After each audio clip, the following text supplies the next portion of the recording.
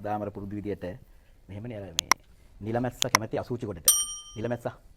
එයා කැමති නෑ මේ මල් වලට. නිලමැස්ස කැමති අසූචි කොටට. හැබැයි මේ මීමැස්ස තමයි කැමති මල් වලට. මේ වගේම චාමර අර ඉස්සර ගම්වල ඉන්න ගොන්නු වර්ග දෙකක්. එක ගුණෙක් තමයි මේ පිංගුණා. පිංගුණා කියන්නේ සාමාන්‍යයෙන් ওই නේත්‍රා පිංකම තියන්නේ එහෙම ගන්න ගොනේ. ඒතර ඒ ගොනා නිකන් ඇත්තල්ලා දාන සාමාන්‍යයෙන් ගමේ. තව අයිතිකාරයොත් ඉන්න ගොන්නු ඉන්නවා. දැන් මේ අයිතිකාරයෝ ඉන්න ගොනාගේ දෙට්ට පැනලා මොන හරි කරලා ගොනාටත් ගහනවා. ගොනාගේ අයිතිකාරට දර ගහන බහරි කරනවා. පිංගුණා එහෙම අර එහෙම ගිහින් කෑවට මොනවා සාමාන්‍යයෙන් කරන්නේ නැහැ. ඒක නිසා මේ නර්ස් මහත්තයට පොඩ්ඩක් කියා දෙන්න ඕන දැන් ඉතිහාසෙ. මොකද මේ අර රෝහලක මොක හරි කරගෙන හිටියම දේශපාලන කරන්නේ නැහනේ. දැන් මෙයා කියනවා 71 JVP එක තමයි ඉස්සලා ආවුද ගත්තේ කියලා. එයා දන්නේ නැති නිසා SWRD බණ්ඩාරක මහත්තයා මරන්නේ කවුද? SWRD බණ්ඩාරක මහත්තයා මේ රටේ මරන්නේ කවුද? තල්දුවේ සෝමාරාම හාමුදුරුවෝ 53 හර්තාලේදී 10 දිනේ මරන්නේ කවුද? 53 හර්තාලේදී ඔය එක්සත් ජාතික පක්ෂේ මුත්තෝ 47 කන්දසාම මරන්නේ කවුද? කන්දසාමේ 47. දේශපාලනේ දන්නේ නැතුව හෙට මෙහෙට ආවට පස්සේ ඔය මොන හරි ආතබූත කතාවක් කියනවා. කෙරෙම්බත් ලූවත් සුනකයෝ කසලටම ලොබෙයි. දැන් මෙයාලා මේ කැමති 84 අරන් යන්නේ 71 නේ. මම දෙනවා හොඳ උත්තරයක්. මේ රටේ ජනතාවට මම කියන්නේ. මෙයාට කොච්චර කිව්වත් මේක පිළිගන්නේ නැහැ. 71 88 මොකද්ද කියලා ඔයාලට හිතා ගන්න ඕන නම් ජුනි 9 හිතා ගන්න. ජුනි 9 හිතා ගන්න.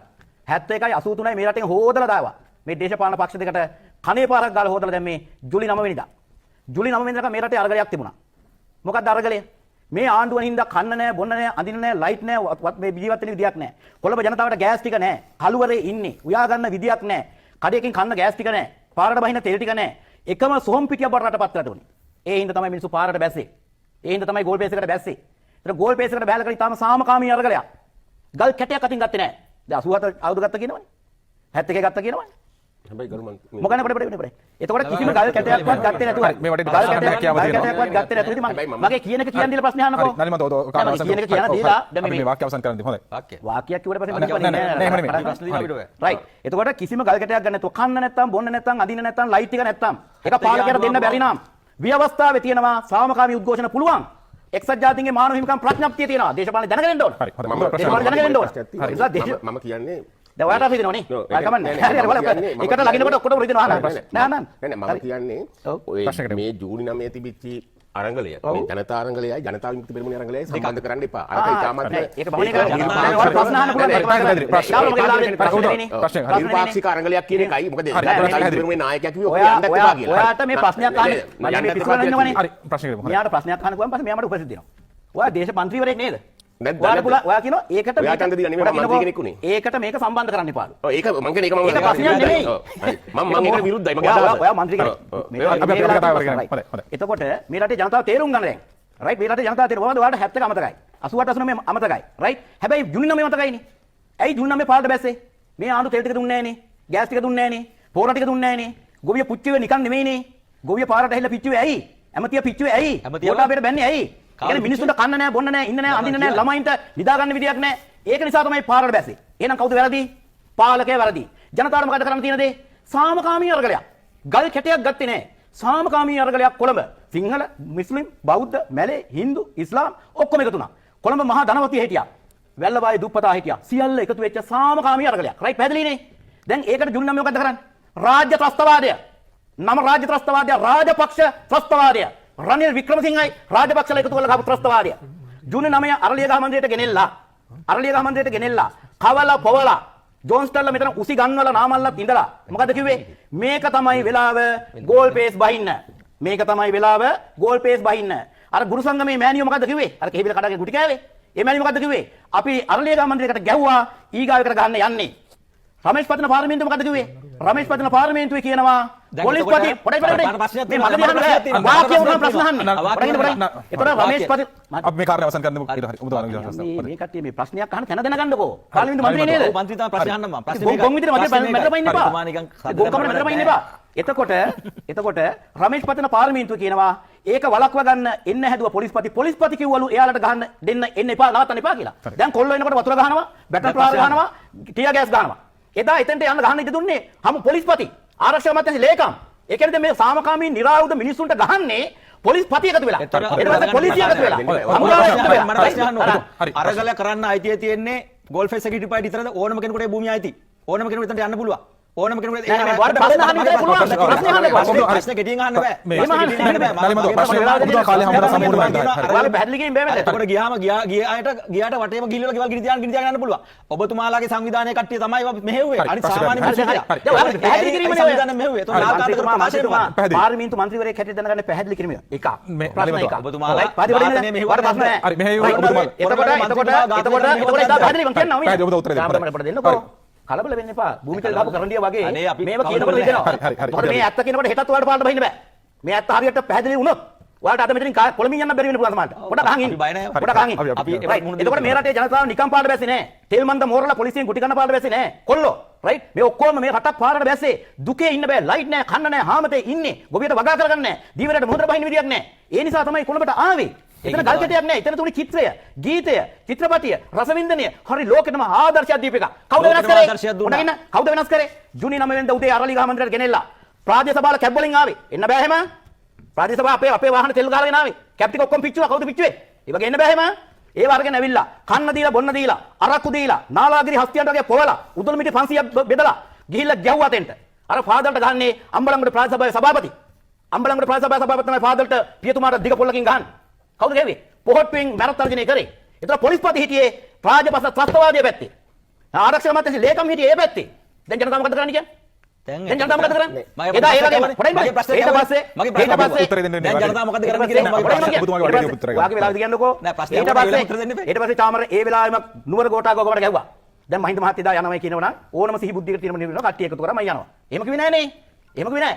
රාජපක්ෂවරු ත්‍රස්තවාදයෙන් ඉන්නේ හැදුවේ. ත්‍රස්තවාදයෙන්. ඒ නිසා මේ මහත්තයට කියා දෙන්න ඕන 83 ත් එක තමයි වුනේ. ඔයාලගේ ජේ.ආර් පප්පලා පක්ෂ තහනම් කරයින්. දැන් රනිල් කිව්වම වැරදි කියලා. මෙයාට තේරෙන්නේ නැහැ දේශපාලනේ. 83 මේ වගේ වැඩ කරනකොට තමයි පක්ෂ තහනම් කරන්නේ. ඒක රයින්. දැන් අද රැයට අපේ පක්ෂ තහනම් කරොත් ඔයාලා හිතයිද අපි නිකන් ඉඳී කියලා? මොකද වෙන්නේ? ඈ අපි දේශපාලනේ කරනවා. අපි දේශපාලනේ කරනවා. ඒක අපේ අයිතිය. ඒක රාජපක්ෂරුන් කරන්නේ නෙමෙයි. ඒක ජේ.ආර් කරන්නේ නෙමෙයි.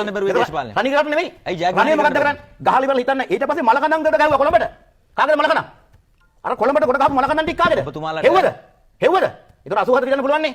83 පක්ෂ තහනම් කළා චාමර.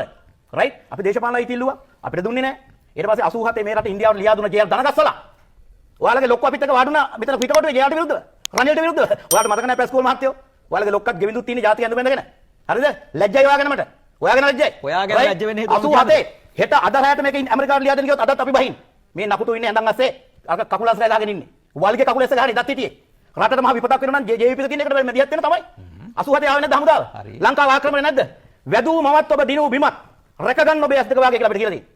වැදපු අම්මා සමානයි මේ දිනපු බිම. දිනපු බිමට පරිප්පු දැම්මා. ගුවන් හමුදාවේ යුවා. හමුදාවේ බැසුවා. මේ රටට ආදර නැතු අර නොට්ටිගේ පුතාලා ඉන්නවනේ. එයාලට පුළුවන් විවේචනය කරන්න. ගැව්වාරක මේක වුණා රට විකුණන් කනකොට දින 6කට පාර්ලිමේන්තුව හෙල්ලා පින් වාහන ගත්ත මිනිස්සු මේ. මේ රටේ ජනතාව රුපියල් 1000ක් වියදම් කරොත් 400ක් ආණ්ඩුවට බදු යන්නේ. ජනතාවට කන්න නැහැ බොන්න නැහැ අඳින්නේ නැහැ. ඉස්කෝල ළමයි කඩාවැටෙන්නට රුපියල් 1000ක් ජනතාව ඔයාලා දැන් වියදම් කරනකොට ආණ්ඩුවට 400ක් බදු යනවා. මේ දින 6ට පාර්ලිමේන්තුවල පින් වාහනයක් ගත්තා. අදත් පින් උපදේශක. පින් උපදේශක. මොකද මෙයා දෙන උපදේශය? ජනාධිපති උපදේශය දෙන්නේ මෙයා අර රෝහලේ බෙහෙත් දීලා. මෙයා දෙන උපදේශය නෑ පින් පො පින්නට කන්න එපා ළමයින්ට සාප වෙනවා. මොන් පින්නට කනකොට. රයිට්? ඒ නිසා 87 නිර්මාණය වෙච්ච එක 70ක නිර්මාණය වෙච්ච එක 71 අරගලෙන් තමයි ලංකාව 48න් පස්සේ නිදහස ලබන්නේ. අපිට දඬුවම් කරන්නේ කොහමද?